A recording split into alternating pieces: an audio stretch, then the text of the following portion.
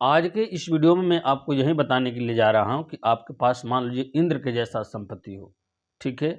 आपके यहाँ भगवान शंकर के जैसा शांति प्राप्त हो रहा है घर में, परिवार में। लेकिन अगर आप इन 3 वृक्षों को लगाते हैं ना, तो आपके यहाँ से धन की स्थिति तंगी हो जाएगी।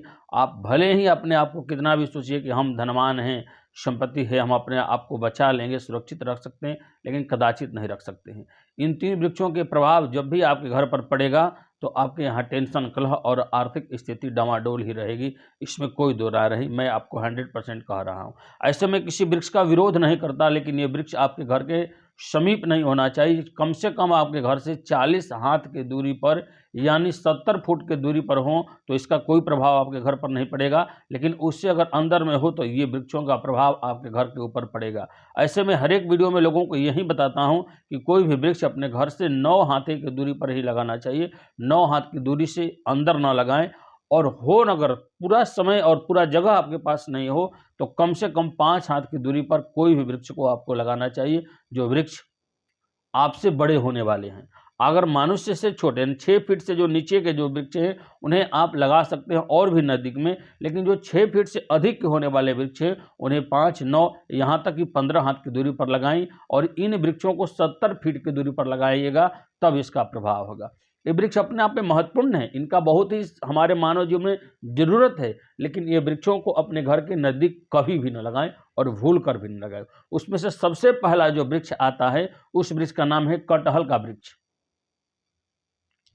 आप सही सुन पा रहे हैं, कटहल के वृक्ष को कभी भी अपने घर के नज़दीक मत लगाइएगा, नहीं तो धन की तंगी सदैव आपके घर पर बनी रहेगी। और यहाँ तक कि आप कर्जे ऋण में हमेशा पड़े रहेंगे। कर्जा से कभी आपको निजात नहीं मिलेगा, कर्जा से कभी आपको ऋण नहीं हो पाइएगा। इस बात को मेरा गारंटी करके इसको लिख लीजिएगा, महाराज जी क्या कह रहे हैं। दूसरा वृक्ष की जो चर्चा मैं करने के लिए जा रहा हूँ, उस वृक्ष का नाम है बैर का वृक्ष। बैर का वृक्ष भी आपके घर के बहुत नज़दीक कभी भी नहीं होना चाहिए। होना चाहिए तो 70 फीट के दूर पर ही होना चाहिए। ये ध्यान देने वाली बात है, ठीक है। ये महत्वपूर्ण चीज़ मैं आपको बता रहा हूँ। कभी भी भूल कर भी कोई कितना भी कहे, इन वृक्षों को अपने घर के नज़दीक ना लगाइएगा, नहीं तो तंगी बना रहेगा।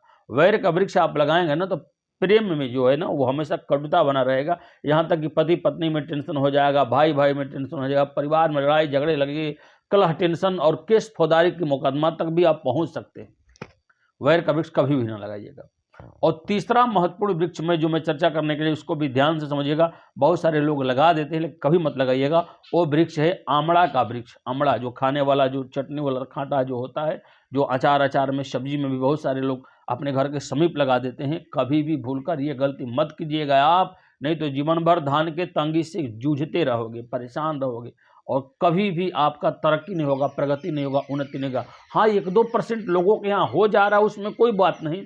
लेकिन अगर ये 3 वृक्ष अगर आपके घर के नज़दीक हैं, तो इंद्र के भी लक्ष्मी को हरण कर लेंगे। अरे आपकी तो बातें क्या है, ठीक है। इसलिए भूल कर भी ये 3 वृक्षों को अपने घर के आसपास या नज़दीक न लगाइए। यही आपको फायदा है। लगाना है तो 70 फीट की दूरी पर आप इन वृक्षों को लगाकर इनका प्रभाव देख सकते हैं, ठीक है। बहुत बहुत धन्यवाद। जय श्रीमनारायण। किसी भी विशेष परिस्थिति में परामर्श, जानकारी और सलाह के लिए डिस्क्रिप्शन बॉक्स में मेरा नंबर दिया गया है, आप वहां जाकर मुझसे संपर्क कर सकते हैं, व्यक्तिगत परामर्श प्राप्त कर सकते हैं। इसमें कोई दो राय रहे। बहुत बहुत धन्यवाद। जितने भी लोग आप लोग बैठकर हमारी इस वीडियो को सुन रहे हैं, आप सबको भी कोटिशा अभिनंदन है, कोटिशा प्रणाम है। इन वृक्षों को आप न लगाएं तो ही आपके लिए अच्छा होगा। लगाना है तो 70 फीट के बाद ही लगाइए। किसी भी तरह की जानकारी प्राप्त करने के लिए आप जाकर जो मैंने बताया वहां मुझसे संपर्क कर सकते हैं। बहुत बहुत धन्यवाद। जय श्रीमनारायण। हंसते रहिए, मुस्कुराते रहिए, खुश रहिए।